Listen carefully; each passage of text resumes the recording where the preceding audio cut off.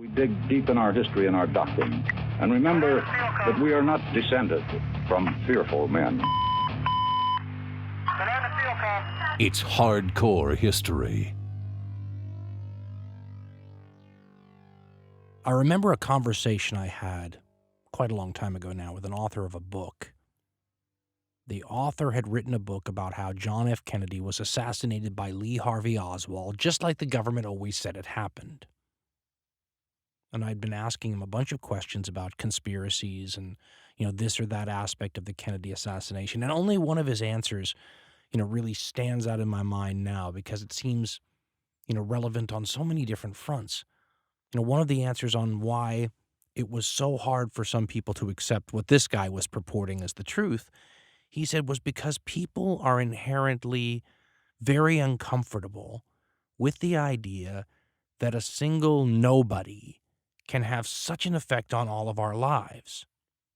It's more comforting, he said, to believe that powerful, groups of people or conspiracies are actually running things, even if you think those powerful groups are nefarious.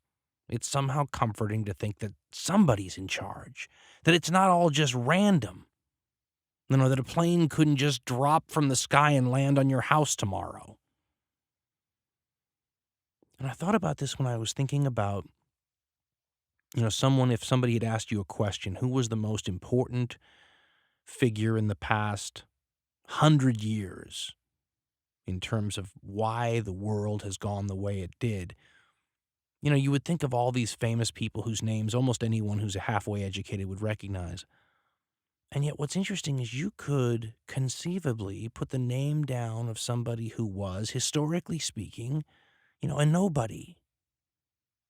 Lee Harvey Oswald, on the pages of the history books, besides the Kennedy assassination, is a nobody. He didn't do anything else of importance. But that event was huge, right? If he actually killed John F. Kennedy the way the narrative says, Lee Harvey Oswald changed the world. He changed the president instantly, right? I mean, how many of us have the potential to change who the president of the United States is? That lone gunman did, if he was indeed the lone gunman. The person who may be most responsible for the modern world, this entire world, including the 9/11 attacks that, many commentators now say shape the modern world, right? We live in an era of terrorism, or the age of terrorism, you will hear them say, without them seeming to really understand that the age of terrorism, supposedly sparked by the 9/11 attacks in the very, very, very early 21st century, were themselves manifestations of an act of terrorism that launched us into the 20th century. If we actually live in an age of terrorism, as some of these people like to say, we've been living in it for more than 100 years.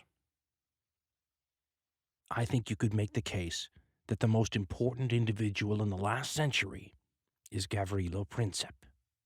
And Gavrilo Princip is a name very few of you will recognize.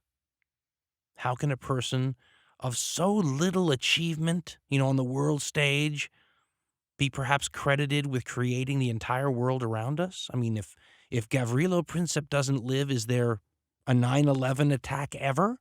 And if that was all he did, wouldn't he be important? He did a lot more than that. Gavrilo Princip is the reason there was a Second World War. Because Gavrilo Princip is the reason there was a first. And to be fair to Princip, if you could have gone to him and shown him the ramifications of what that one day would do to the world, I think he'd be horrified. He wasn't trying, to unleash a global world war. He just became the latest example of someone pulling the trigger in a giant historical game of Russian roulette. A trigger that had been pulled several times already with nothing, happening. Who would have thought that the time that Princip pulled it, that would be the time that the, metaphorical revolver pointed at the skull of the old world shot a bullet into its brain? Perhaps Princip and his compatriots would have thought that, sometimes when you're trying to create a new world, you have to utterly destroy the old one. And the people in that old world were not naive about the potential for someone like a Princip to do what they did. I mean, Otto von Bismarck, one of the greatest diplomats of 19th century Europe, perhaps the greatest diplomat Germany ever produced, famously said that if there was going to be some giant global conflict, it was going to probably break out because of some damn fool event in the Balkans.